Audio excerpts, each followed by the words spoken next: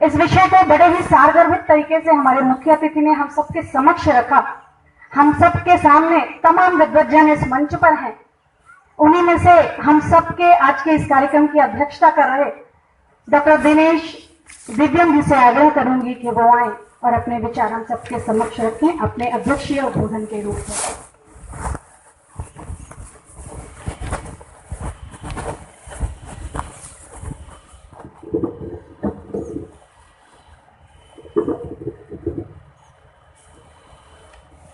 श्री अरविंद और श्री माँ की सूक्ष्म उपस्थिति में यहाँ पर विराजमान सारे सभी श्रोतागण एवं मंच पर विराजमान हमारे परम प्रिय मुख्य अतिथि डॉक्टर के.एन. सिंह, इस आयोजन के आयोजक श्रीमान डॉक्टर जे.पी. सिंह और सीएबी सोसाइटी सुल्तानपुर के अध्यक्ष श्रीमान डी.वी. सिंह जी और कुशल संचालिका डॉक्टर कृति प्रकाश।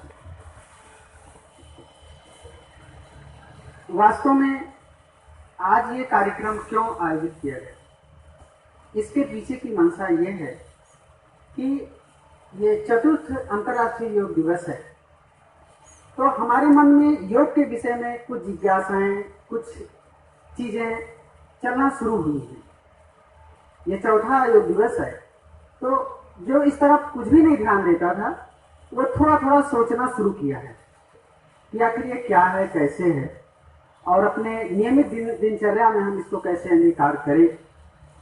तो चूंकि हमारी मनोवृत्ति और मन का वातावरण ऐसा हुआ है, तो डॉक्टर साहब ने ये सोचा होगा कि इसका लाभ उठाया जाए एक सामाजिक परिवर्तन के लिए, और हम योग को एक समग्र दृष्टि से देखने का प्रयास करें।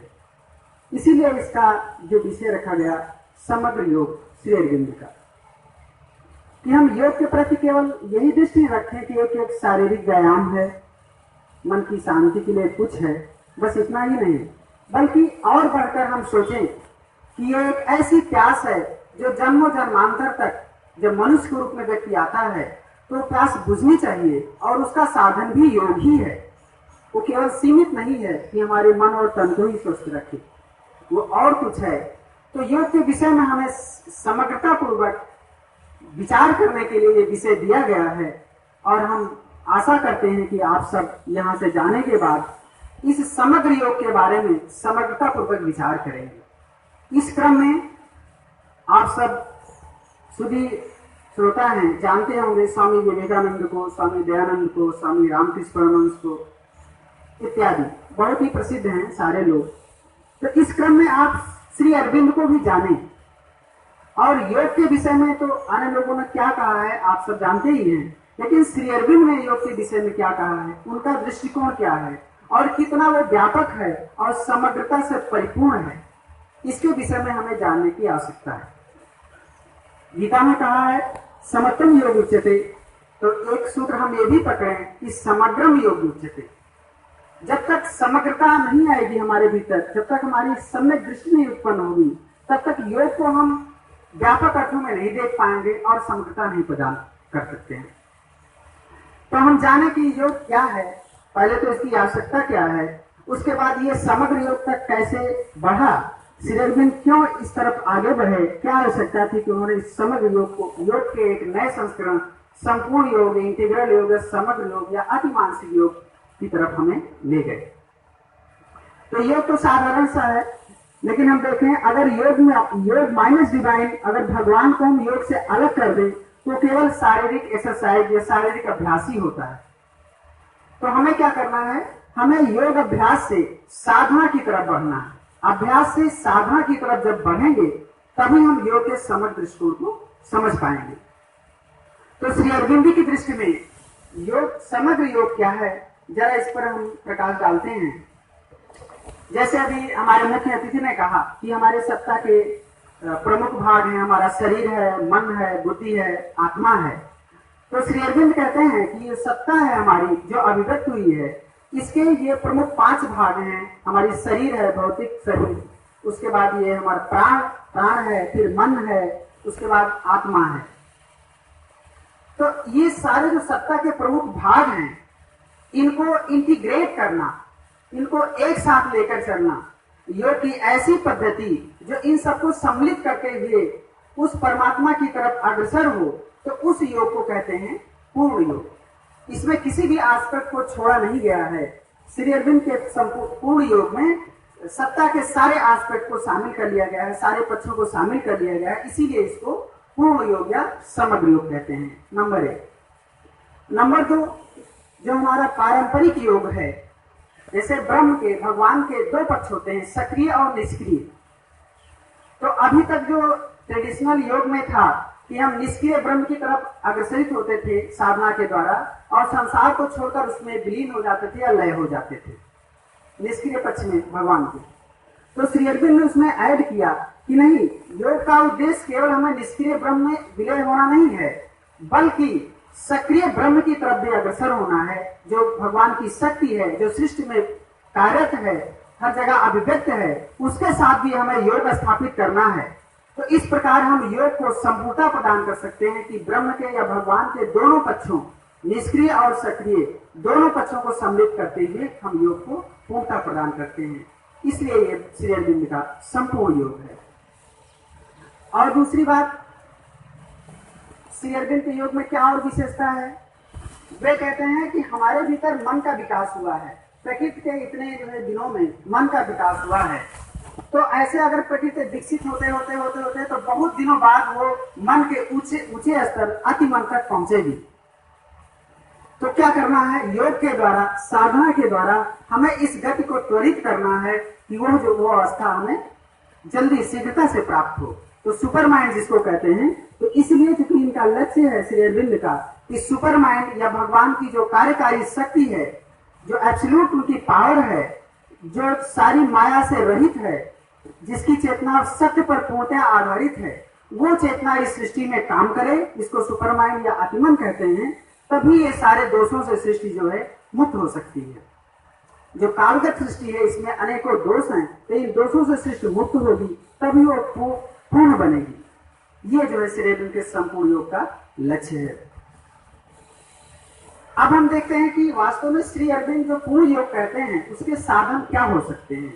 जैसे हमारे अंदर जिज्ञासा होगी कि हम पूर्ण योग का अभ्यास कैसे करें, तो श्री अरविंद इसके बारे में बताते हैं कि प्रारंभ में गीता का जो योग है, वो श्री अरविंद के पूर्ण योग की कुंजी है, आधारशिला है। तो गीता का योग क्या है?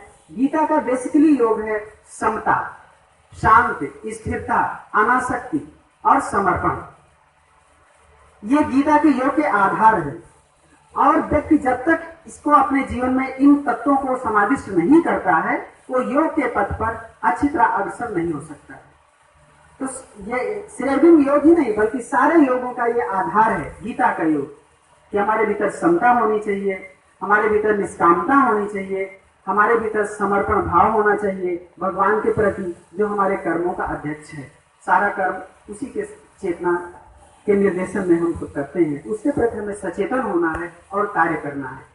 तो गीता के योग में जब हम प्रतिष्ठित होते हैं, तब श्री अरविंद के संपूर्ण योग में हम अगला कदम रख सकते हैं। एक तो ये हुआ संपूर्ण योग के अभ्यास के लिए गीता के योग का अभ्यास।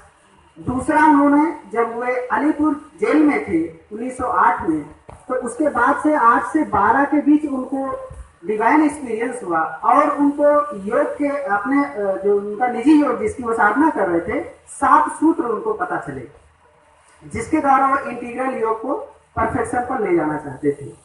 वो 7 सूत्र कहे जाते हैं सप्त चतुष्टय।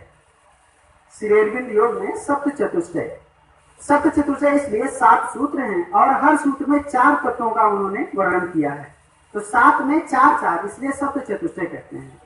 तो पहला है शांति चतुष्टय। श्री अरविंद योग के आधार जो है शांति चतुष्टय है, और शांति चतुष्टय के जो 4 तत्व हैं वो है समता, शांति, सुख और हास्य। हास्य जो है यह सुख या आनंद का सक्रिय पक्ष है। तो समता, शांति, सुख और हास्य ये हमारे भीतर स्थापित होना चाहिए। उसके बाद शक्ति चतुष्टय। शक्ति चतुष्टय में वे श्रद्धा, वीर, चंडी भाव इत्यादि की चर्चा करते हैं। उसमें श्रद्धा के विषय में विशेष इंफेसिस डालते हैं कि अन्य योगों में तो चल सकता है कि आप भगवान के प्रति केवल श्रद्धा रखें, आत्मा के प्रति श्रद्धा रखें, लेकिन हमारे योग में, संपूर्ण योग में या समग्र योग में आपको भगवान की कार्यकारी शक्ति जो सृष्टि में कार्यान्वित सारे कार्यों कर रही है उसके प्रति भी आपको श्रद्धा रखनी है। अर्थात भगवान और भगवती शक्ति के प्रति आपको श्रद्धा बराबर रखनी है, दोनों। उसके बाद सत्य चतुष्टय के बाद विज्ञान चतुष्टय कहते हैं, और उसके विज्ञान चतुष्टय के बाद शरीर चतुष्टय, उसके बाद ब्रह्म चतुष्टय और अंत में योग चतुष्टय या संसिद्ध चतुष्टय बताते हैं। और जिसमें बताते हैं जो योग चतुष्टय के 4 उनके जो मुख्य तत्व हैं वही अल्टीमेटली योग का लक्ष्य है। उसमें बताते हैं पहले शुद्धि है, उसके बाद मुक्ति है, उसके बाद भुक्ति है। पहले हमें शुद्धि अपने अंदर प्योरिफिकेशन करना होगा योग के विभिन्न साधनों के द्वारा, तब हम मुक्ति अवस्था को प्राप्त होंगे, अज्ञान से मुक्त होंगे। उसके बाद भुक्ति अवस्था हो पाएगी, तब हम भगवान के डिवाइन एंजॉयमेंट में सहभागी हो सकते हैं। तो इस प्रकार से श्री अरविंद ने एक योग का एक बहुत ही व्यापक स्वरूप हमारे सामने रखा समग्र योग के रूप में, कि जिससे हम केवल शरीर और मन के स्तर पर ही संतुष्ट ना हो जाए कि यही इतना योग है, बल्कि और उसके आगे हम सोचें। और श्री अरविंद ने एक बहुत ही महत्वपूर्ण काम किया कि इसके पहले योग के अनेक हमारे यहाँ संप्रदाय थे। हठ योग था, राजयोग था, तंत्र योग था, इस प्रकार से ढेर सारे योग थे। तो बेसिकली हठ योग शरीर और प्राण पर आधारित था, शारीरिक स्तर पर। राजयोग मन के स्तर पर था और तंत्र योग मन की सूक्ष्म और गुह्य शक्तियों पर आधारित था। तो श्री अरविंद ने इन सारे योगों को समन्वित रूप दिया कि अपने योग में इनका इस्तेमाल हम कर सकते हैं विभिन्न स्तरों पर। तो इसलिए भी हम उसको संपूर्ण योग कहते हैं। और दूसरा एस्पेक्ट है, इसके पहले हमारे संस्कृति में कर्म योग था, ज्ञान योग था और भक्ति योग था। मेन 3 योग थे। तो श्री अरविंद ने इनको भी समन्वित रूप दिया कि हमारे संपूर्ण योग में कैसे तीनों का उपयोग कर सकते हैं। क्योंकि हमारे पास माइंड है, बुद्धि है, तो हमें ज्ञान योग की भी आवश्यकता है। हमारे पास हृदय है, इसलिए हमें भक्ति योग की भी आवश्यकता है। हमारे पास दिल है, तो हमारे पास कर्म योग की भी आवश्यकता है। तो अलग अलग नहीं चलेगा, बल्कि तीनों को साथ लेकर हमें चलना पड़ेगा, तब हम संपूर्ण योग के लक्ष्य को प्राप्त कर सकते हैं। अंत में समय बहुत हो चुका है। हम आप लोगों को इस चतुर्थ अंतर्राष्ट्रीय योग की पूर्व संध्या पर आप सबको हार्दिक बधाई देते हैं और अपनी वाणी को विराम देते हैं। धन्यवाद।